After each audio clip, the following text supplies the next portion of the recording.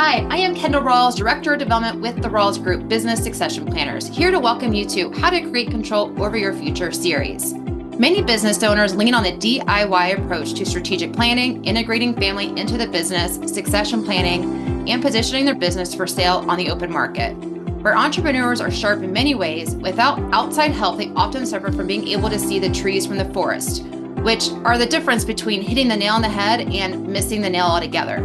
In this episode, Doug Woosnam, Managing Director with Cetane Associates, Clayton Latiolais, a succession planner with the Rawls Group, Marty Kirshner, partner with Gray, and our very own succession planner, Champ Rawls, discusses what fuel dealers, propane marketers, wholesalers, and service contractors must do to protect their business and financial future.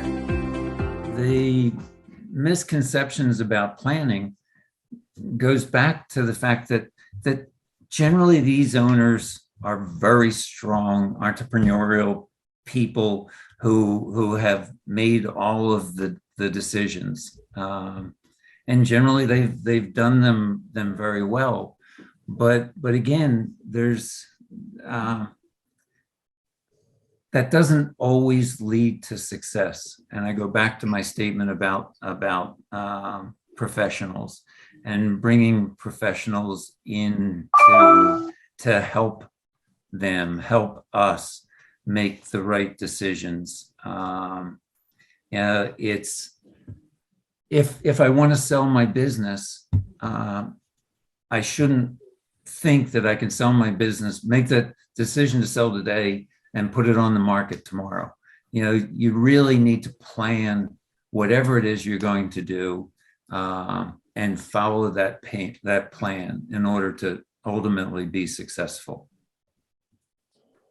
I totally agree. One of the things is to make sure that you have a plan, making sure you're doing planning, but also I found that in the operational environment, people that are highly involved in their business go way down into the weeds on the day-to-day operations and get stuck in a rabbit hole at times in the planning, doing the what ifs about things that aren't strategic planning. So they're trying to build a strategic plan, but they're going way too far in the weeds. So it can be overwhelming if you do the what if this and what if that about every little aspect of the operation. So I've always been a proponent of thinking from the 30,000 foot picture and then coming down, as opposed to starting from the bottom. There's a lot of clients that start from the bottom and work their way out with the plan, and it just can be extremely overwhelming.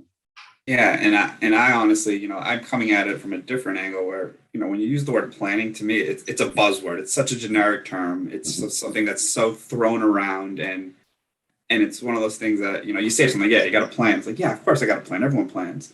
And so I think one of the biggest misconceptions is for business owners is with planning, a lot of times it's all up in their head. And they've never actually taken the time to write it down and actually look at the pitfalls, the pros, the cons, the classic SWOT analysis. Just as an example, when you're talking about succession planning, another type of succession planning we haven't really talked about is when, one partner buys out the other partner, because that happens a lot. And I've been in too many of those situations nowadays where there wasn't a buy-sell agreement in place. There wasn't any other safeguard to allow for an amicable, pre-agreed upon transition, and you spend the next 8 to 10 months negotiating on behalf of the other, and it can create a real contentious situation. Whereas had the planning been done beforehand to have, again, a buy-sell or some kind of business succession agreement in place, a lot of that could have been avoided. And again, I hate to say it, but I see it too often when, especially dealing with multi-partner entities, because I think we spent a lot of time talking about sole owners passing to the next generation, but there are a lot of businesses in this space where multiple people have ownership, and that can create a lot of both family dynamic issues, but if they're not family, just business and friend dynamic issues. Yeah, and I think the general way that I always like to say this, and to tag on to that, is, the biggest misconception, as you had said, because it's in their head, is that they actually think that they're doing it, which is planning out all, I've got that agreement with my partner, we'll figure it out. And then you get into a, $500,000 litigation suit with the attorneys are the only ones winning because you can't come to a value on it, or those type of things. And so I think the planning to me, and I think somebody had said it earlier, is yes, it's such a buzzword. It's so vague, but getting the team around you that can help you is essential in this thing, because if I can't think of what that phrase is, but everybody, if it was easy, everybody would be doing it. Everyone would have a plan. We would have no jobs. Succession planning would not be a word. And I think having your advisors, your team, the people around you, because it's not easy. You got to be honest. Somebody has got to tell you the truth. And then, as you said, you got to take it from your head, put it on paper, and then live with it for the next 5 to 10 years. That's actually doing planning. It's not the vagueness of, oh, I got that figured out. That generally never works from my experience, and I would assume from all of yours as well. I'd like to add one thing back in about planning, which is working with your banker. And I say this because of what's happened in the last, 12 months, where the cost of product has gone up, 100%, 200%. And, if you don't have a plan with your lender of how you're going to be able to meet your financial needs, having all the rest of the plan in place isn't going to matter.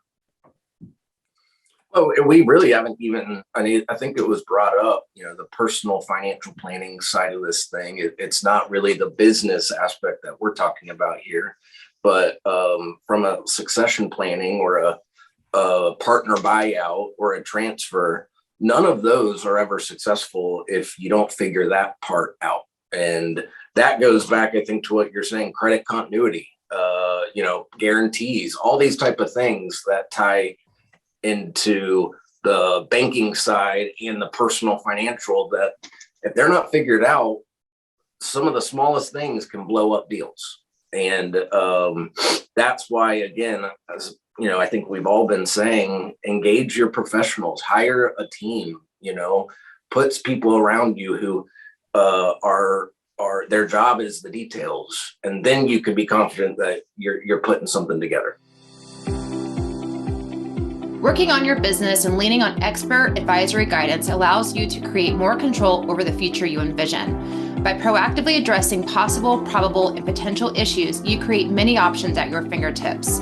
Do you have a question you want to discuss with an expert? Feel free to reach out directly to Doug, Clayton, Marty, or Champ at the email addresses listed on the screen. This is only one out of our 7-episode series focused on creating control over your future. Keep listening to the series now or come back for more.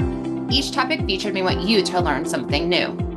Creating control over your future is a part of the Rawls Group's Advancing Your Business, People, and Legacy conversation series.